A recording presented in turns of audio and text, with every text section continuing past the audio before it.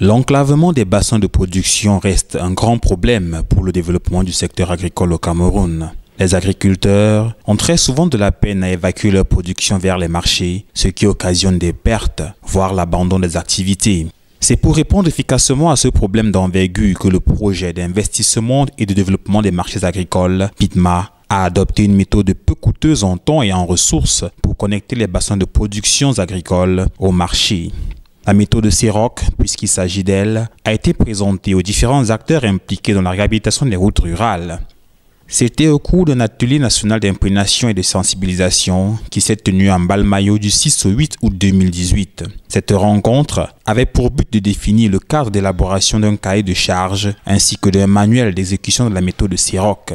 Président de la cérémonie, le secrétaire général du ministère de l'Agriculture et du Développement rural, Patrick Mvondona, a rappelé les enjeux de la rencontre. Comme vous le savez, mesdames et messieurs, le PIDMA est le premier projet d'envergure que le ministère de l'Agriculture et du Développement rural met en œuvre depuis plusieurs mois ou depuis plusieurs années, depuis quelques années, pour le développement d'une agriculture contractuelle au Cameroun, notamment par l'amélioration des chaînes de valeur compétitives des filières manioc, maïs et sorgho dans les 5 zones agroécologiques de notre pays. Par souci d'efficacité, en mettant en place ce projet fortement innovant, orienté vers la demande et le marché, ce que nos amis les anglo-saxons appellent market driven approach, un accent particulier a été mis sur le désenclavement des bassins de production. En effet, la réhabilitation des routes rurales est un volet extrêmement important pour le MINADER en tant que puissant levier de développement agricole grâce au désenclavement des bassins de production, à la construction des infrastructures de stockage, de commercialisation et des unités de transformation. Dans le cadre du PIDMA, le MINADER suit avec attention le lancement des travaux d'environ 137 km de route en terre, suivant donc ce principe CEROC, dont la démarche vient de nous être amplement expliquée par le consultant tout à l'heure. Ceci dans les régions du centre, du sud, du littoral, de l'ouest, du nord-ouest, et le bitumage de la route Evodoula, un bébé donc d'un linéaire de 87,288 km avec un revêtement de la chaussée en enduit superficiel tricouche. Alors la méthode CEROC ou principe de contrat d'entretien par objectif qualifié est une initiative, vous le savez déjà, de la Banque mondiale. C'est une méthode qui prône la rémunération des objectifs de qualité et de durabilité pour notre pays. Alors nous avons besoin de rationaliser le peu de ressources financières disponibles, en même temps de réaliser les ouvrages de qualité. Comme diraient les économistes, maximiser les résultats sous contrainte budgétaire. C'est en fait de cela qu'il s'agit. C'est une méthode qui est une solution idoine pour nos pays en voie de développement aux ressources très limitées, en comparaison avec les besoins en termes de développement durable. Elle permet également aux acteurs de ce secteur ou alors du secteur privé ainsi qu'aux bénéficiaires de participer au développement du pays.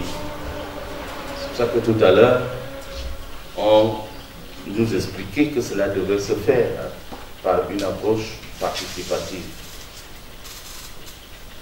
Par la meilleure qualité des prestations réalisées et au juste coût et grâce à une implication en amont et en aval d'une plus grande main-d'œuvre locale de jeunes et de femmes constituant les premiers bénéficiaires des retombées de la route dans une sorte de partenariat gagnant-gagnant.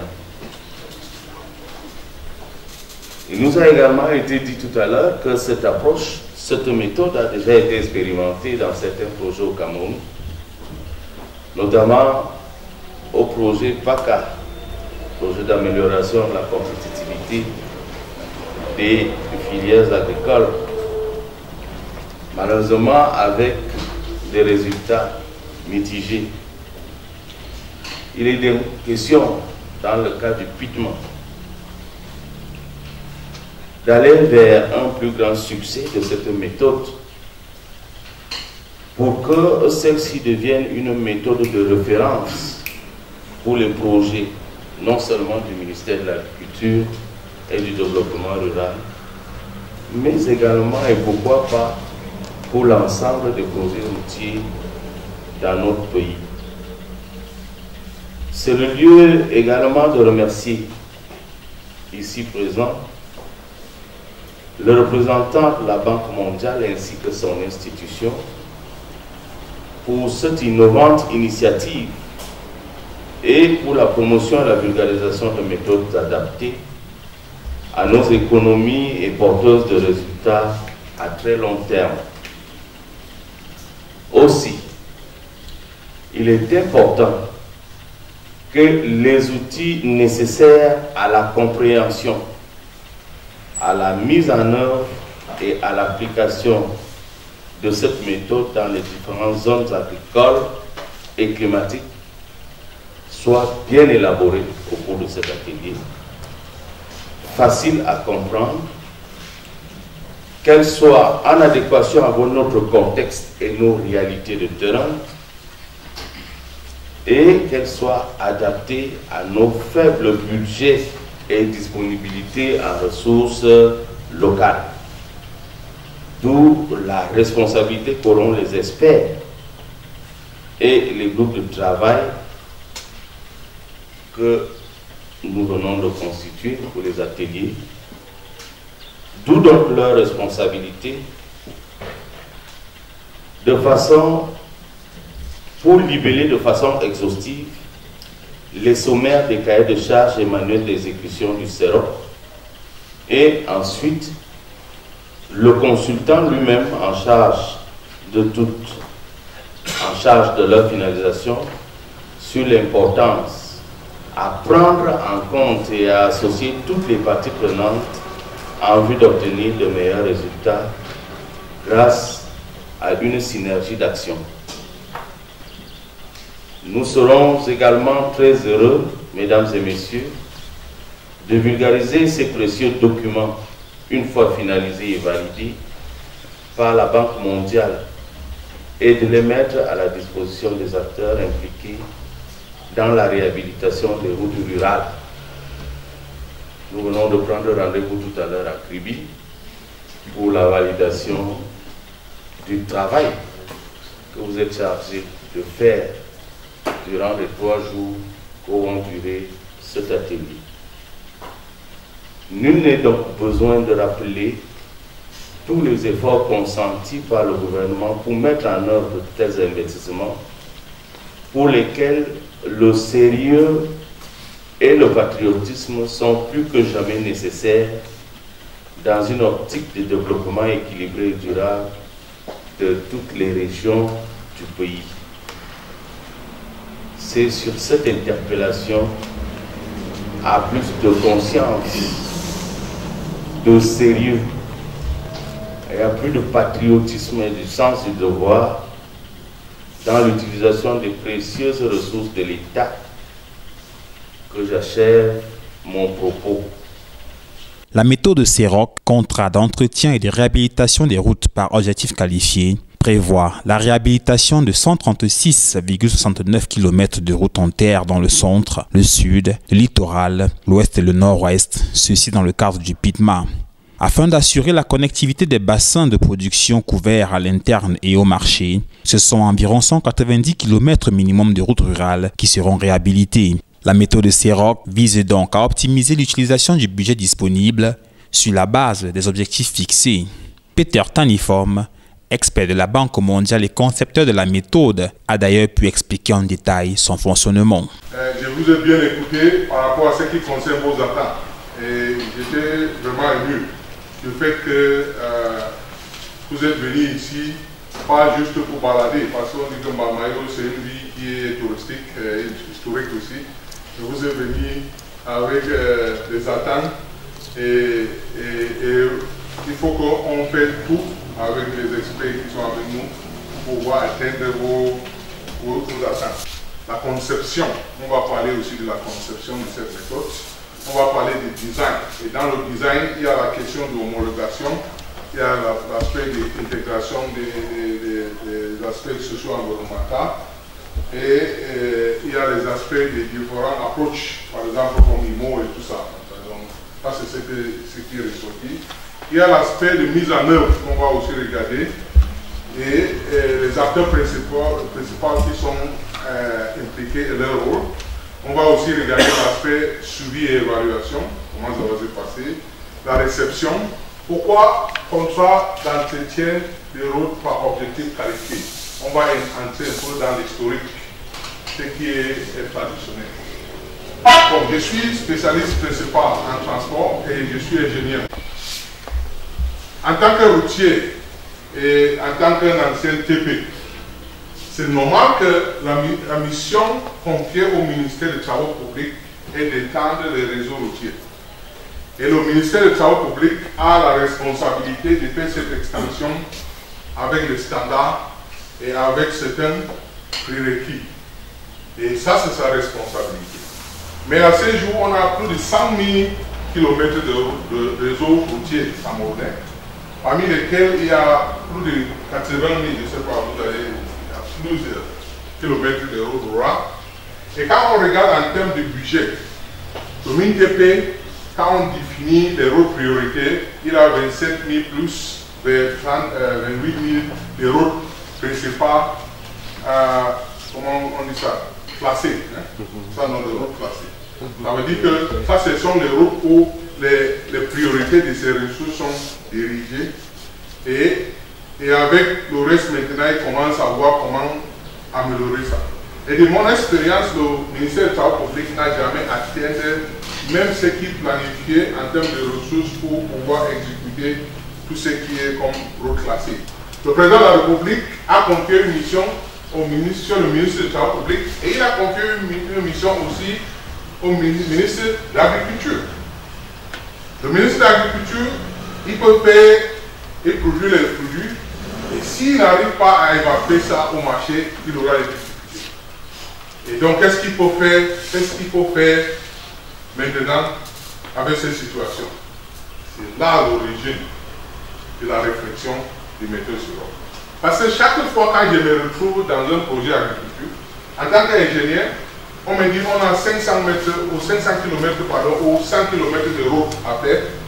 Traditionnellement, je pars avec l'esprit de ma conception le route standard qui doit aller dans ce sens. Et du coup, la réaction de mes collègues d'agriculture, c'est ça, ce n'est pas un projet routier. Comme vous savez, dès que vous ressortez ça, ça absorbe automatiquement le budget. Et on dit, mais vous venez transformer un projet d'agriculture en un projet routier. Et du coup, on commence à s'imposer. Et l'ingénieur, naturellement, va dire, bon, c'est ça que je veux. Et c'est ça qui est standard. Et ça frustre maintenant le ministre de l'Agriculture qui a son objectif à atteindre, mais qui est bloqué par tous ces standards et méthodes qui sont là. Et la question, c'est est-ce qu'il y a des solutions? Du coup, l'ingénieur est quelqu'un qui est comme un architecte. L'architecte, quand il veut construire sa maison, quand il veut faire le design de ta maison, il t'écoute. Et à partir de ce que tu lui dis, il fait un design qui réponde à ce que tu veux. Ça devient maintenant ta maison. Et donc, pourquoi objectif qualifié? Je pense que objectif qualifié, c'est qu'on a dit, si le ministre de l'Agriculture peut nous dire l'objectif qu'il attend, l'ingénieur dans sa capacité peut pouvoir définir la qualité. Et si le ministre de l'Agriculture dit, je vais faire une route, et ces routes, je veux que ce soit seulement les chariots qui passent là-bas, les motos qui passent là-bas, l'ingénieur doit être capable d'ajuster sa conception pour répondre à ça.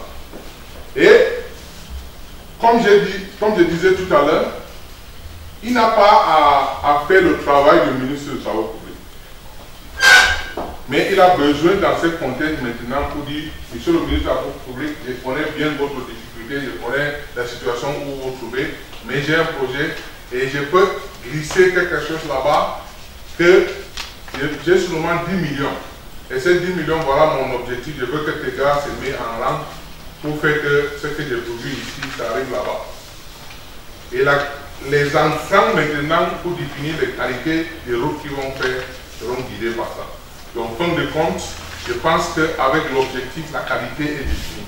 C'est ça le but et ce qui est derrière les origines de cette méthode. Donc, avec l'objectif bien fixé, l'ingénieur est capable de définir la qualité. A-t-elle déjà été expérimenté dans le projet de le cadre de la Banque mondiale? Oui. Je pense qu'on a commencé. Le problème n'est pas typique camerounais. Et je disais tantôt, je couvre l'Afrique centrale. Et on a eu ce problème pareil en RCA, c'est là où on a commencé même la réflexion de cette méthode. On a aussi commencé à réfléchir sur ça dans le contexte du Tchad. Ça fait déjà plus de 6 ans qu'on a essayé de tester ça dans les différents méthodes et différents contextes. On a aussi développé cette méthode dans un projet d'agriculture au Cameroun dans le contexte du projet PIGMA. Ça n'a pas ressorti clairement ce que, pardon, PACA, projet de compétitivité dans les entreprises. Ouais, merci. C'est bon mon travail. Et dans le cadre de PACA, on a essayé et je disais tantôt dans le mot introductif, quand vous voulez faire votre attente, que la méthode c'est comme un vaccin. Et le vaccin a les différentes phases. On ne veut pas passer le temps à critiquer et que ce n'est pas marché, mais on voit l'amélioration. Le ministre de l'Agriculture peut dire, mon objectif c'était de faire passer sur ces routes des motos. Et le ministre de l'Agriculture dit non, sur ces routes, selon ma planification, j'ai déjà programmé ça. Le ministre de l'Agriculture va dire tant mieux. Comme ça, tu ajoutes ça ici, tu augmentes ça au standard dont tu veux. Mais le mieux, c'est que mon objectif sera atteint. Donc, on veut créer une synergie de l'objectif qui est fixé par le ministre de l'Agriculture pour atteindre les missions qui lui sont confiées et avec les missions aussi qui ont été confiées au ministre de l'Agriculture sans compromis. Donc ça, c'est ce qu'on attend dans ce cas.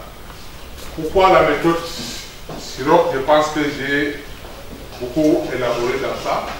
C'est de chercher à optimiser, c'est de chercher à capter selon les objectifs globaux fixés et de qualifier ça de telle manière que les budgets qui sont souvent très élevés, les prescriptions techniques qui sont souvent standards, sur ce ingrédients, vous allez accorder avec moi qu'il y a une cahier des charges traditionnelle quand on parle des routes rurales qui est donnée à toutes les régions, à tous les départements. Tout à l'heure, le délégué régional du Nord-Ouest était en train d'expliquer qu'on lui donne 4 millions pour faire le traitement d'antigènes routiers. Mais la question c'est, on donne ça avec une dossier d'appel d'offres classique qui devient difficile de définir exactement ce qui attend. Et on veut changer cette perspective pratique. On veut que quand on donne 4 millions, on fixe l'objectif et le délégué qui est sur place va qualifier maintenant ce qu'on doit atteindre. Et c'est ça ce que la méthode Sidon va apporter. Donc, qu'est-ce qu'on vise? Je pense que nous, on a déjà parlé de ça, c'est-à-dire sur la base des objectifs fixés, on définit la qualité. Quels sont les avantages? Je pense que dans quelque sorte, j'ai parlé des avantages. J'ai dit que le ministre de l'Agriculture, sans pression, faut dire que j'ai un projet d'agriculture et je vais allouer 10% de ce budget aux routes. Ne viens pas me dire que vous allez pencher pour prendre 80%. Bon, je donne 20% par exemple. Ne viens pas me dire que vous allez utiliser 70% pour les activités d'agriculture et 40% ou 30% pour les projets routiers.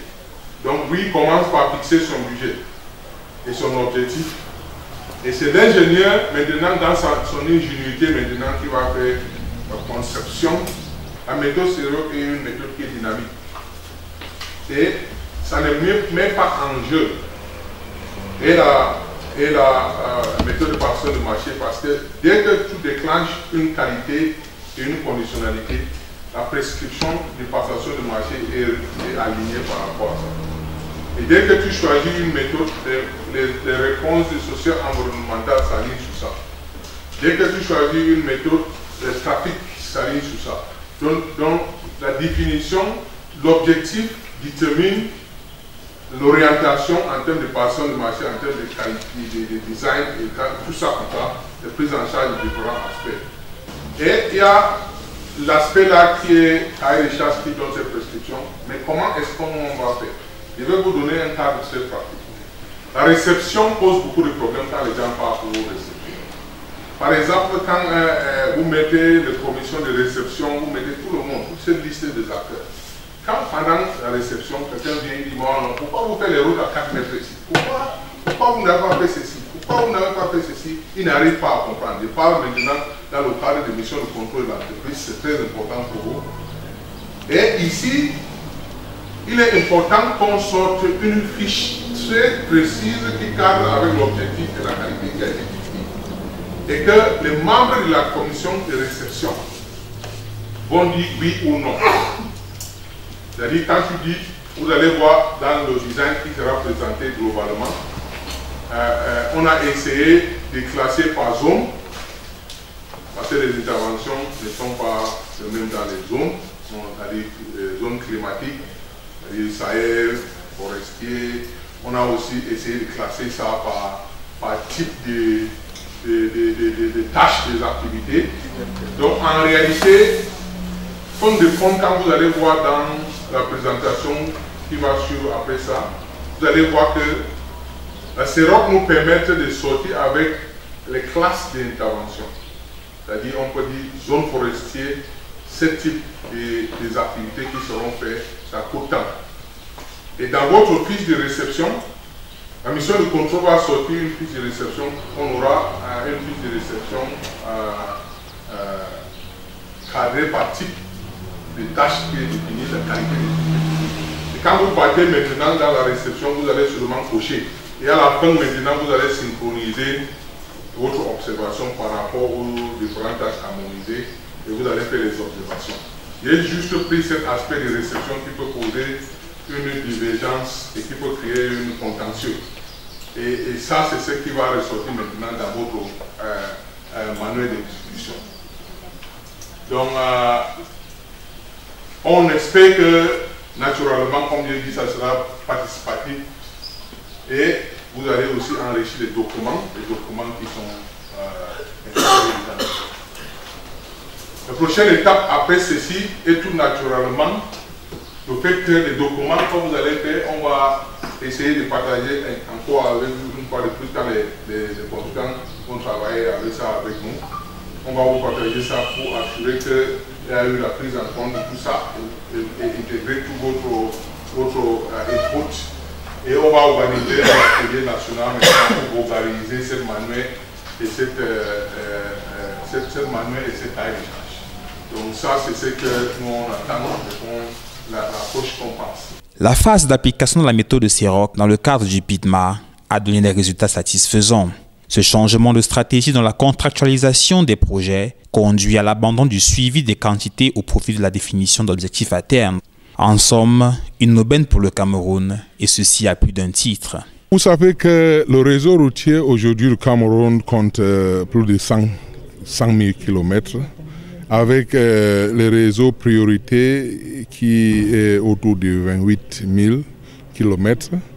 Et quand vous regardez dans l'histoire, le budget alloué pour l'entretien et la réhabilitation de ces routes n'a jamais été atteint. Donc c'est un grand défi pour le secteur. Comment faire pour en même temps atteindre les objectifs qui sont fixés? Et vous êtes d'accord avec moi que le ministre des Travaux publics a une mission de faire l'expansion de cette réhabilitation, la construction et l'entretien de ces réseaux qui est très vaste, avec un moyen qui est un peu limité, C'est le cas pas seulement du Cameroun, mais c'est le cas de l'Afrique subsaharienne et entière, et aussi dans le monde des pays en voie de développement. Donc la question c'est comment est-ce qu'on peut garantir l'atteinte de la mission qui est confiée au ministre des Travaux publics, mais en même temps aussi assurer l'atteinte de la mission qui est confiée au ministre de l'Agriculture dans un tel contexte où il y a un contrainte budgétaire. En réfléchissant, nous les techniciens, on constatait que si on définit les méthodes classiques qui sont utilisées dans la réhabilitation des routes, on risque de transformer les projets agriculture au projet routier, parce que vous savez, 1 kilomètre de route classique va absorber naturellement ça. En regardant ça, on est entré dans un cadre où on dit, si le ministre de l'Agriculture qui est bénéficiaire d'une route, en attendant l'expansion des réseaux dans le cadre de la programmation des perspectives du ministre du Travail public, peut définir les objectifs qu'il veut atteindre, les ingénieurs peuvent penser hors de la boîte et peuvent définir les qualités des routes qui peuvent atteindre cet objectif. Je donne un exemple. S'il dit que pour évacuer les produits d'Ingelemendouka à Yaoundé, j'ai besoin seulement de motos, l'ingénieur est capable de construire une route qui va supporter les motos.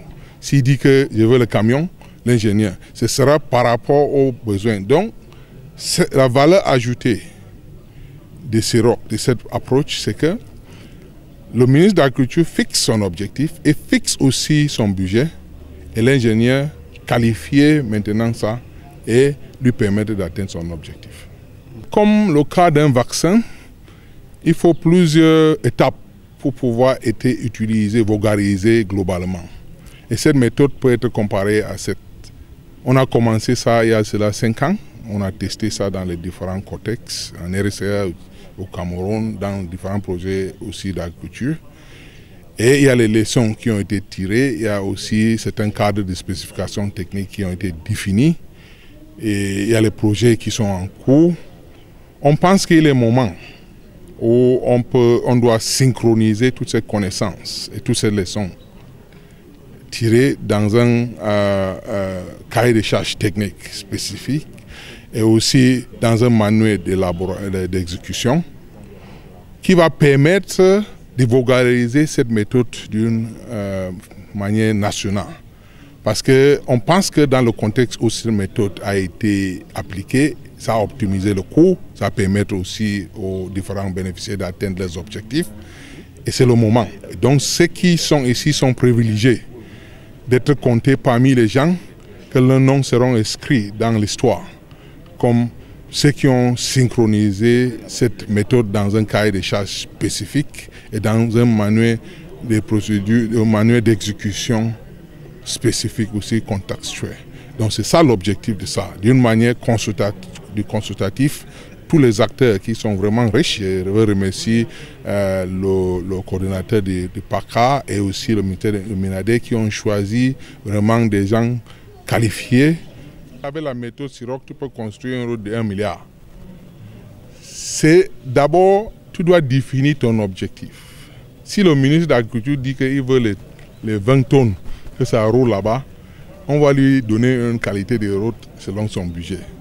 Donc, la spécificité des méthodes Siroc, c'est que dès que tu cales le budget et tu définis l'objectif, l'ingénieur en parallèle définit la qualité technique qui est compatible à ça. Ça, c'est la clarification d'abord de ce que je voulais spécifier. Deuxième chose, la méthode Siroc est dynamique. Oui, dans chaque qualité qui est définie, c'est-à-dire selon l'objectif qui est fixé, la spécification en termes de pérennisation. Je vais vous donner un exemple. Si par exemple, le ministre de l'Agriculture dit « je veux une route qui est circulable tous les 12 mois par an, mais je ne veux pas utiliser l'enrobé ». L'ingénieur va dire « on a les produits stabilisants ». En utilisant les produits stabilisants, ça coûte 3 fois moins cher que l'enrobé. Et avec ça, on va adopter cette méthode, et ainsi de suite. Donc, la méthode Siroc est adaptable en termes de spécifications techniques, en termes d'approche technique, en termes de coûts. Et c'est ça qui donne maintenant la qualité.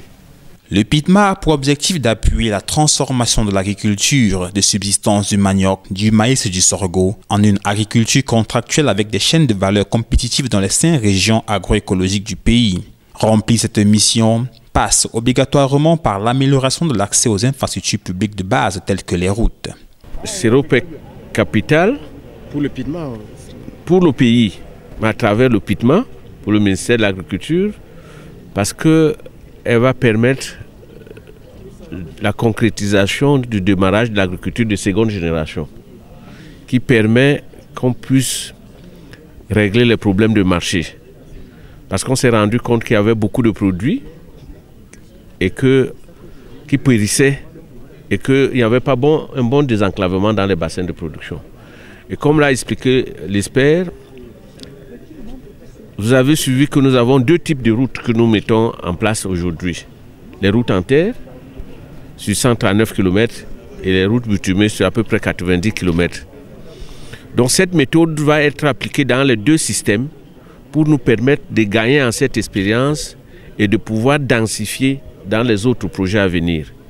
Et comme vous savez que le PITMA est basé sur l'agriculture commerciale durable, elle va donc permettre à ce que les coopératives, quand elles ont produit, puissent livrer facilement les produits aux agrobusiness.